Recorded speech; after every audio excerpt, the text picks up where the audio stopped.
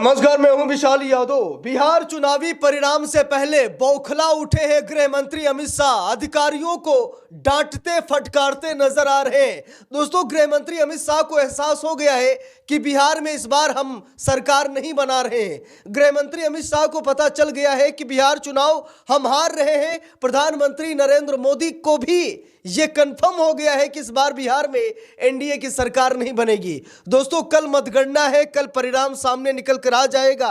उससे पहले आप सभी लोग कमेंट बॉक्स में जरूर बताइए कि बिहार में किसकी सरकार बन रही है। क्या सच में आप सभी लोग तेजस्वी यादव को मुख्यमंत्री बना रहे हैं या फिर नहीं? कमेंट बॉक्स में जरूर बताइएगा। अब जरा इस खबर पर नजर डालिए जहां पर तेजस्वी यादव ने एक चौंकाने वाला खुलासा किया है। तेजस्वी यादव ने साफ साफ कहा है कि गृह मंत्री अमित शाह अधिकारियों को डांट रहे हैं। गृह मंत्री अमित शाह अधिकारियों को फोन कर रहे हैं, अधिकारियों से गलत काम करवाने के लिए दबाव डाल रहे हैं। यानी कि बहुत बड़ी गलती, बहुत बड़ी फर्जीवाड़ा, चुनाव में धांधली करवाने की कोशिश गृह मंत्री अमित शाह कर रहे हैं। दोस्तों, दोनों चरण के चुनाव हो चुके हैं। कल यानी 14 नवंबर को नतीजे भी सामने निकल कर आ जाएंगे। जिस पल का इंतजार हम सभी लोग बेसब्री से कर रहे हैं, वो पल बिल्कुल नजदीक आ गया है। लेकिन अमित शाह जो कि देश के गृह मंत्री हैं, लेकिन एक राज्य के चुनाव में जिस तरीके से गृह मंत्रालय छोड़कर बिहार में गृह मंत्रालय बनाकर बैठे, ऐसे ही अमित शाह नहीं बैठे। हम सभी लोगों को मालूम है कि जहां बहुत बड़ी बेईमानी करानी हो वहां पर अमित शाह को भेज दीजिए। ऐसे ही नहीं, शरद पवार ने कहा था कि इस तड़ी पार से सावधान रहना, यह तड़ी पार बहुत ही खतरनाक है। यह तड़ी पार जब गुजरात का गृह मंत्री था तो गुजरात की कानून व्यवस्था बदल गई, चरमरा गई। तो ये तो देश का गृह मंत्री है, देश की हालत तो खस्ता ही कर देगा। दोस्तों, हम सभी लोगों को मालूम है कि एक अकेले तेजस्वी यादव को हराने के लिए प्रधानमंत्री नरेंद्र मोदी खुद बिहार में डेरा डाल चुके।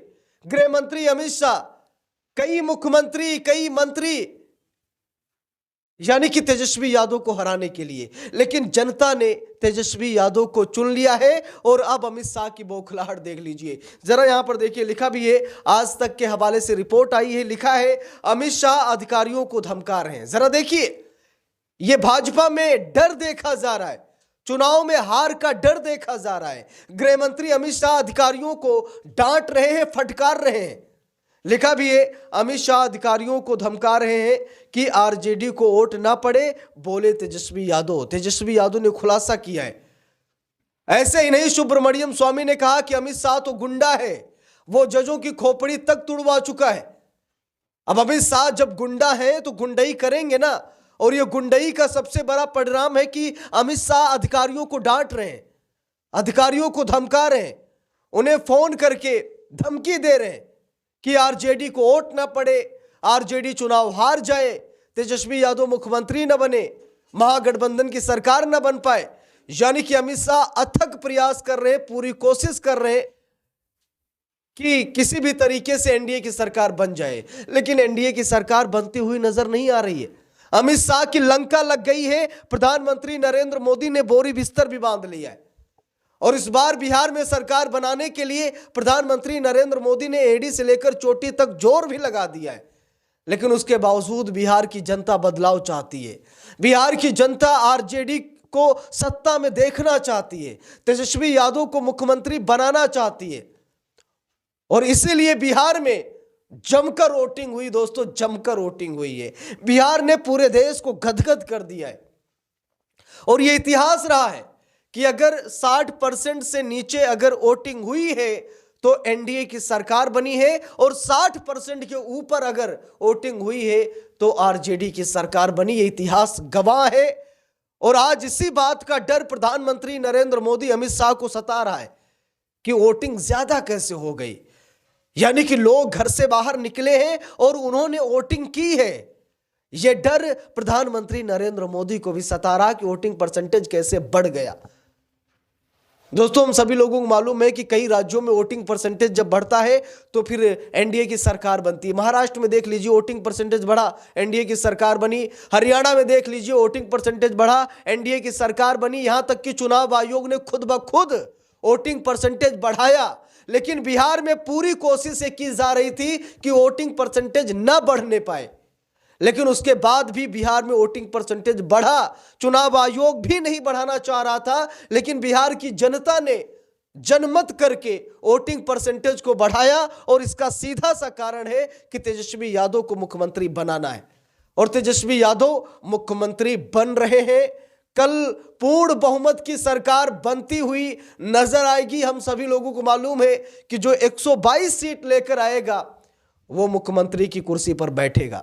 और महागठबंधन का ये आंकड़ा चल रहा है, तमाम एग्जिट पोल ये बता रहे हैं, गोदी मीडिया को छोड़कर तमाम एग्जिट पोल ये बता रहे हैं कि महागठबंधन 160 प्लस सीटें लेकर आ रहा है। भाजपा सैकड़ा भी पार नहीं कर पाएगा। भाजपा एनडीए की हालत खस्ता है, और कारण नीतीश कुमार है, प्रधानमंत्री नरेंद्र मोदी के झूठे जुमले हैं, अमित शाह की गप्पे हैं, जिसकी वजह से बिहार की जनता नाराज है। जैसे कि नीतीश कुमार से कई बार कहा गया कि चाचा पलटी मार दीजिए, संविधान को बचाने के लिए, लोकतंत्र को बचाने के लिए इंडिया गठबंधन में आ जाइए, हम आपको प्रधानमंत्री तक बना देंगे। लेकिन नीतीश कुमार प्रधानमंत्री नरेंद्र मोदी की चरण वंदना में इतना मगरूर थे, उन्हें इतना मजा आ रहा था नरेंद्र मोदी के पैरों को छूकर, कि उन्होंने पलटी मारने की कोशिश तक न की। और उसका कारण यही है कि बिहार की जनता नाराज है, क्योंकि बिहार की जनता खुद चाहते थे कि नीतीश कुमार एनडीए में ना रहे, लेकिन उसके बावजूद नीतीश कुमार ने मोदी का पैर पकड़ा। बिहार की साख को, बिहार की आन बान शान को, बिहार की मर्यादा को नीतीश कुमार ने नरेंद्र मोदी के कदमों में जाकर रख दिया। बिहार के ताज को नीतीश कुमार ने नरेंद्र मोदी के पैर में जाकर रख दिया, जिसकी वजह से बिहारियों का कई बार अपमान हुआ है। और इस बार अपमान का बदला बिहार जरूर ले रहा है, और महागठबंधन की सरकार बना करके नीतीश कुमार के गाल पर तमाचा लगाने की कोशिश बिहार कर रहा है, और इसमें बिहार सफल भी होता नजर आ रहा है। तो अमित शाह चाहे जितनी कोशिश कर ले, अमित शाह चाहे जितना अधिकारियों को धमका दे, चाहे जितना अधिकारियों को डरा दे, अधिकारी भी नहीं डरने वाले, क्योंकि अधिकारियों को भी पता है कि आरजेडी की सरकार बन रही है, तेजस्वी यादव मुख्यमंत्री बन रहे हैं। सरकारें आती हैं, सरकारें जाती हैं, नेता आते हैं, नेता जाते हैं, लेकिन अधिकारी वहीं रहते हैं। तो अधिकारियों को भी इस बात का डर है कि अगर हम अमित शाह की गुलामी करेंगे, अमित शाह के इशारे पर नाचेंगे, तो आने वाले समय में गाज हमारे ऊपर भी गिरेगी, क्योंकि वो अधिकारी भी नहीं बख्शे जाएंगे जो अधिकारी सरकार की चरण वंदना करते हैं। सरकार बनने के बाद हिसाब किताब सबका होता है, इसीलिए अधिकारियों को सरकार की चरण वंदना नहीं, बल्कि संविधान के अनुसार उन्हें जो पढ़ाया गया है, उन्हें जो सिखाया गया है, उनकी जो पद और पावर है, उसके हिसाब से उन्हें काम करना चाहिए। और बिहार के अधिकारी वही कर रहे हैं।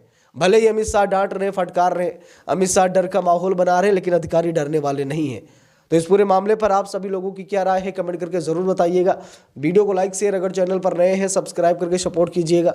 मिलते हैं दूसरी वीडियो में, तब तक के लिए बहुत बहुत धन्यवाद।